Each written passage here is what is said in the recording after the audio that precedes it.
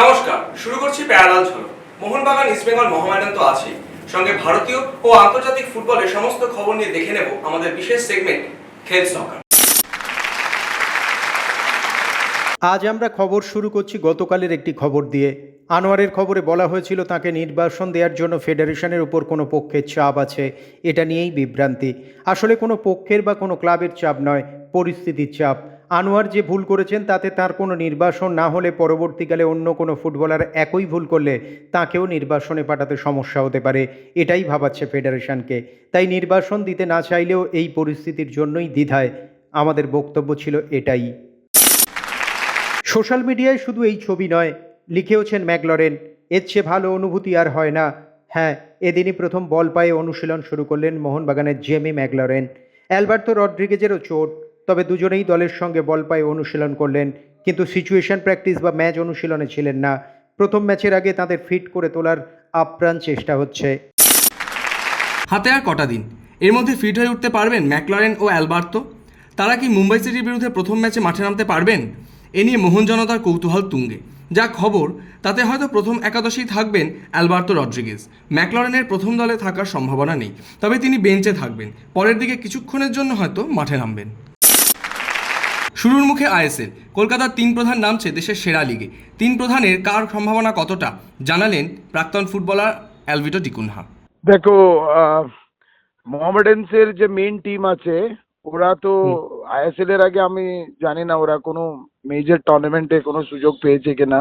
যেমন East Bengal, Mohun Bagan Durand Cup participate করেছে। East Bengal quarter ফাইনালে শিলং এ লাজং এর এগেন্স্ট হেরে গেছে। মোহনবাগান ফাইনালিস্ট নর্থ ইস্টের বিরুদ্ধে হেরে গেছে। এবার মোহামেডানস হয়তো একটু মানে লেটে করে স্টার্ট করেছে, যে কারণে ওরা টুর্নামেন্টকে সেভাবে নিতে পারেনি। যাই হোক, কিন্তু এই দলগুলো সবসময় বড় দল, প্রচুর নাম করা দল, ইস্ট বেঙ্গল, মোহনবাগান, মোহামেডানস। কিন্তু আজকালের মডার্ন ফুটবলে নাম করাতে কিছু নেই। আইএসএল এর আগে খুব একটা স্বস্তিতে নেই মোহনবাগান ইস্টবেঙ্গল। সমস্যা রয়েছে দু দলেরই, কিভাবে কাটিয়ে উঠতে পারে সেই সমস্যা, সে ব্যাপারে আলোকপাত করলেন প্রাক্তন ফুটবলার অলোক মুখার্জি। তুই জানি না, আমি দুটো কোয়ার্টার ফাইনাল লিখেছি মোহনবাগানে, তারপরে পরের দিনও লিখেছি। তোমাকে বলছি, আইএসএল খেলতে গেলে তিন ডিফেন্ডারকে নিতে গেলে তোমাকে ক্লাব মানে সেই তিন ডিফেন্ডারকে সাউন্ড হতে হবে। এখানে তো আমি মোহনবাগানের খেলা দেখেছি, ইস্টবেঙ্গলেরও দেখেছি, হ্যাঁ দেখেছি। তাতে আমার মনে হয়েছে যে তিন ডিফেন্ডার দিয়ে কখনো কিন্তু রেজাল্ট ভালো হবে না। আমি জানি না, এখন তো উইন্ডো বন্ধ হয়ে গেছে 31 তারিখে। আমি জানি না এটা কোচ কি করবে, কি প্লেয়ার আছে আমি জানি না। দুটো সাইড ব্যাককে সাউন্ড না রাখলে মুশকিল আছে, কারণ তোমাকে বলছে অনেক পাঞ্জাব এফসি, নর্থ ইস্ট এদের সঙ্গে কিন্তু বা বেঙ্গালুরু এদের সঙ্গে ঝামেলায় পড়ে গেছে। কলকাতা লিগে গ্রুপ পর্বের শেষ ম্যাচেও দাপুটে জয় ইস্টবেঙ্গলের। ঘরের মাঠে ক্যালকাটা পুলিশকে 3-0 গোলে হারালো লাল হলুদ। ইস্টবেঙ্গলের হয়ে এদিন গোল করেন বাথালা সুনীল, তন্ময় দাস, সায়ন বন্দ্যোপাধ্যায়। এদিন ম্যাচে আবারও উঠল আরজিকর কাণ্ডে প্রতিবাদের স্বর। ইস্টবেঙ্গল গ্যালারিতে ম্যাচ চলাকালীন টিফো টাঙিয়ে প্রতিবাদও জানান সমর্থকরা। গত 18ই আগস্ট মহানগরী দেখেছিল কলকাতা ময়দানের সেই অচেনা ছবি। আরজিকর কাণ্ডের প্রতিবাদে যুবভারতীর সামনে জড়ো হয়েছিল তিন প্রধানের সমর্থকরা।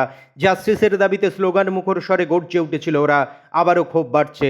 আগামী 9ই সেপ্টেম্বর আরও একবার বিচারের দাবিতে উত্তাল হবে রাজপথ। দুপুর 3টের সময় কলেজ স্কোয়ার থেকে ধর্মতলা পর্যন্ত প্রতিবাদ মিছিলে হাঁটবেন মোহনবাগান, ইস্টবেঙ্গল ও মোহামেডান সমর্থকরা। যোগ দেবেন চিকিৎসকদের ডাকা রাত 9টায় 9 মিনিটের জন্য কলকাতা স্তব্ধ করার কর্মসূচিতেও। আইএসএল শুরুর মুখে সমস্যায় মোহামেডান। তাদের হাই প্রোফাইল ডিফেন্ডার আব্দুল কাদেরই চোটের জন্য আইএসএলে প্রথম দিকে অনিশ্চিত হয়ে পড়লেন। বৃহস্পতিবার অনুশীলনে বাঁ হাঁটুতে চোট লাগে তার।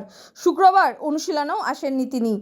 স্ক্যান রিপোর্ট না পাওয়া গেলেও তার চোট গুরুতর। মোহনবাগানের জার্সিতে তিনি সফল। সদ্য ডাক পেয়েছেন জাতীয় দলে।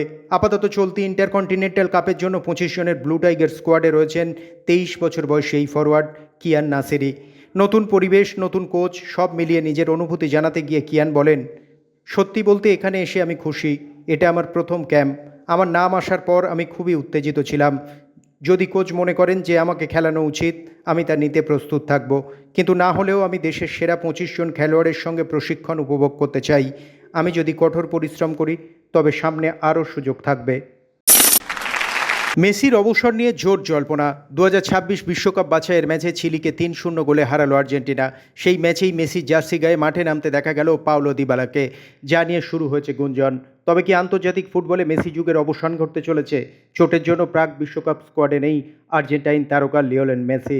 তার জায়গায় এদিন 10 নম্বর জার্সিতে মাঠে নামলেন দিবালা। মাঠে নামার 12 মিনিটের মাথায় গোলও করলেন। আবার ম্যাচ শেষে মেসিকে স্মরণ করে পাওলো দিবালা জানালেন, আমি জানি এই জার্সিটা আমার নয়, সকলেই জানে এটা লিওর। যতটা সম্ভব আমি এই 10 নম্বর জার্সির প্রতিনিধিত্ব করার চেষ্টা করেছি।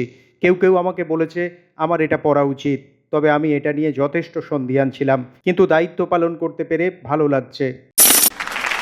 বৃহস্পতিবার নেশনস লিগে ক্রোয়েশিয়ার বিরুদ্ধে খেলতে নেমেছিল পর্তুগাল। সেখানেই ম্যাচের 34 মিনিটে গোল করে ক্রিশ্চিয়ানো রোনাল্ডো নিন্দুকদের বুঝিয়ে দিলেন তার নামের পাশে এত সহজে ফিনিশ তকমা লাগিয়ে দেওয়া যায় না। 39 বছর বয়সেও তিনি ফুটবলের রূপকথা তৈরি করতে পারেন। বিশ্বের প্রথম ফুটবলার হিসেবে 900 গোলের রেকর্ড গড়ে এই পর্তুগিজ মহাতারকা এদিন আবেগে ভেসে গেলেন। তার চোখ দিয়ে গড়িয়ে পড়ল আনন্দাশ্রু। শেষ পর্যন্ত 2-1 গোলে ম্যাচ জিতল পর্তুগাল। এবার কি তাহলে মুখোমুখি রোনাল্ডো ও বিরাট? খেলাধুলার জগতে এই মুহূর্তে বিশ্বের দুই সবচেয়ে জনপ্রিয় খেলোয়াড় হলেন বিরাট কোহলি এবং ক্রিশ্চিয়ানো রোনাল্ডো। সম্প্রতি ইউটিউব চ্যানেল খুলে সমস্ত রেকর্ড ভেঙে ফেলেছেন CR7। তার চ্যানেলের পডকাস্টটি নাকি দেখা যাবে বিরাট কোহলিকে। গত কয়েকদিন ধরেই একটি ছবি খুব ভাইরাল হয়েছে ইন্টারনেটে। এই ছবি পোস্ট করা হয়েছিল রয়্যাল চ্যালেঞ্জার্স বেঙ্গালুরুর সোশ্যাল মিডিয়া থেকে। এরপর থেকেই জল্পনা তুঙ্গে। তবে অনেকেই বলছেন এই ছবিটি AI ব্যবহার করে করা হয়েছে। এবার অনেকে অপেক্ষায় রয়েছে এই পডকাস্ট প্রকাশিত হওয়ার। ইউরোর পরেই পর্তুগাল জাতীয় দল থেকে অবসরের কথা ঘোষণা করেন পেপে। ক্রোয়েশিয়ার বিরুদ্ধে ম্যাচের আগে তাকেও সংবর্ধনা দেওয়া হলো। ইউরোর সবচেয়ে বেশি বয়সী ফুটবলার হিসেবে নজির গড়েছিলেন পর্তুগিজ ডিফেন্ডার, কিন্তু তার বন্ধু ক্রিশ্চিয়ানো রোনাল্ডো এখনও খেলছেন।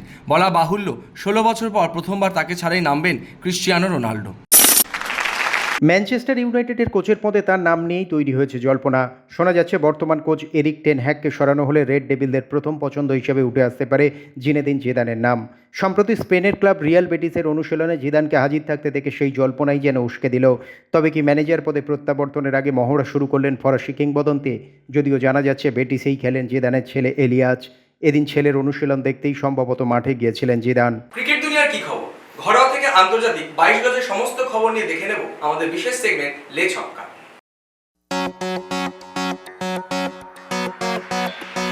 একদিকে রাহুল দ্রাবিড়ের তত্ত্বাবধানে যেমন টি20তে বিশ্ব চ্যাম্পিয়ন হয়েছে ভারত, অন্যদিকে শ্রীলঙ্কা সিরিজ দিয়েই জাতীয় দলে অভিষেক ঘটেছে গৌতম গম্ভীরের। সেখানে টি20 জিতলেও একদিনের সিরিজ হারে ভারত। সামনেই বাংলাদেশের বিরুদ্ধে টেস্ট সিরিজ খেলতে নামবে টিম ইন্ডিয়া। তার আগে জাতীয় দলের প্রাক্তন এবং বর্তমান কোচ নিয়ে মুখ খুললেন ভারতীয় উইকেটরক্ষক ঋষভ পন্ত। তিনি জানান, আমার মনে হয় রাহুল ভাই মানুষ এবং কোচ হিসেবে ব্যালেন্স ছিল, যার ভালো এবং খারাপ দিক দুটোই থাকতে পারে।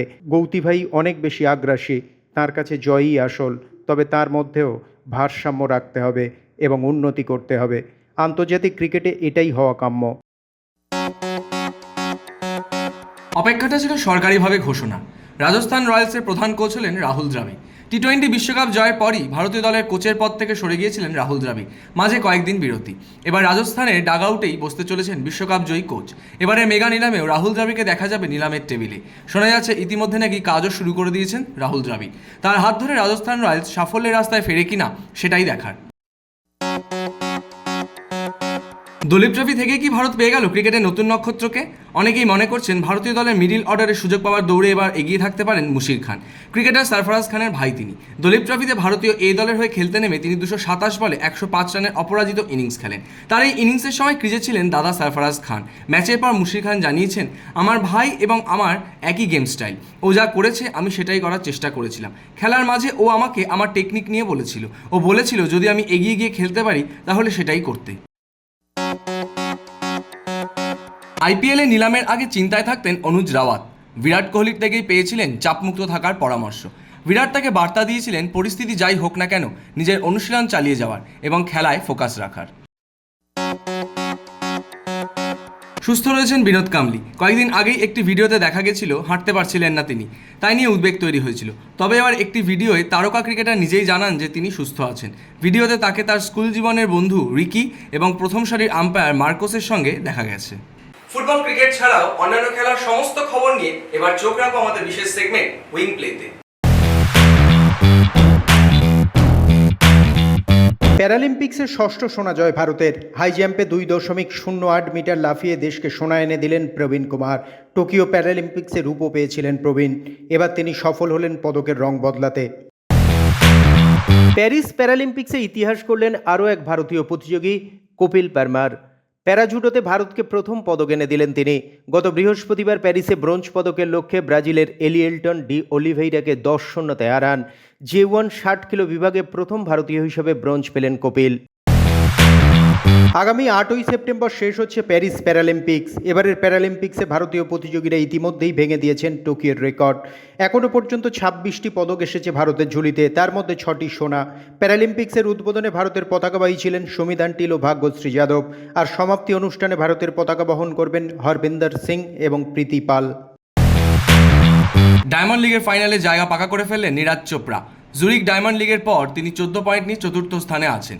তবে এই তালিকায় নেই পাকিস্তানের স্বর্ণজয়ী আরশাদ নাদিম। বেলজিয়ামের রাজধানী ব্রাসেলসে হতে চলেছে এবারে ডায়মন্ড লিগ ফাইনাল। 13 ও 14 সেপ্টেম্বর হবে এই প্রতিযোগিতা। সেমিফাইনালে ক্যারোলিনা মুচোভাকে হারিয়ে ঘরের কোর্টে ইউএস ওপেনের ফাইনালে নামবেন জেসিকা পেগুলা। প্রতিপক্ষ বিশ্বের 2 নম্বরে থাকা এরিনা সাবালেঙ্কা। 2019 সালের পর এই প্রথম পরপর দুবার ইউএস ওপেনের ফাইনালে উঠে নজির করলেন সাবালেঙ্কা। ঘরের মাঠে ফাইনালে পেগুলা বাড়তি সুবিধা পেলেও সাবালেঙ্কাও যে সহজে ছেড়ে দেবে না তা বলাই বাহুল্য। সারাদিনে কে কি বললেন বিশেষ বিশেষ মন্তব্যের কোলাজ নিয়ে এবার থ্রো ইন। অসংখ্য সব মুহূর্ত রয়েছে, এই মুহূর্তে সেগুলো নিয়ে বলাটা কঠিন। আর্জেন্টিনা ফুটবল সংস্থায় যারা কাজ করেন তাদের সবাইকে ধন্যবাদ জানাতে চাই। আমি 16 বছর ওদের সঙ্গে ছিলাম, কঠিন সময়ে ছিলাম ওদের সঙ্গে, খুশির মুহূর্ত সঙ্গে নিয়ে শেষ করলাম। পর্তুগালের হয়ে ইউরো ট্রফি জেতা আমার কাছে বিশ্বকাপ জয়ের মতো। আমি দেশের হয়ে 2টো ট্রফি জিতেছি। ট্রফি কখনোই আমাকে ফুটবল খেলার জন্য অনুপ্রাণিত করে না। আমি ফুটবলকে উপভোগ করি, তাই খেলি।